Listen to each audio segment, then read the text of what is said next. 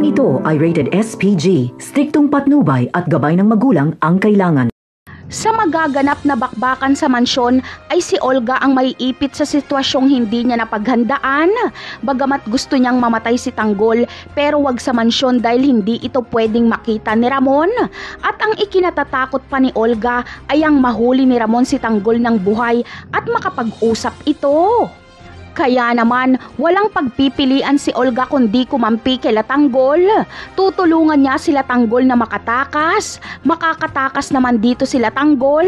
Kaya papabor pa rin kay Olga ang mangyayari dahil magtitiwala sa kanya si Mokang at Tanggol dahil akala talaga nila ay kakampi nila si Olga. Samantala, wala namang magagawa si Bubbles kundi sumunod kay Tanggol. Hindi niya lulubayan si Tanggol at Mokang kahit saan ito magpunta dahil baka tumakas si Tanggol lalo pat kasama na nito ang babaeng mahal niya.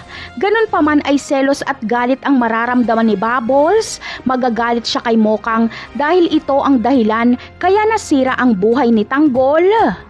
At maaawa naman si Bubbles kay Tanggol dahil sa kabila ng ipinagpalit ito ni Mokang sa pera at nagpakasal ito sa iba ay patuloy pa ring pinagsisiksikan ni Tanggol ang kanyang sarili kay Mokang. Ngunit ang tanong ng marami, saan kaya dadalhin o itatago ni Tanggol si Mokang para hindi ito matunton ni Ramon? Isasama niya nga ba ito sa kulungan?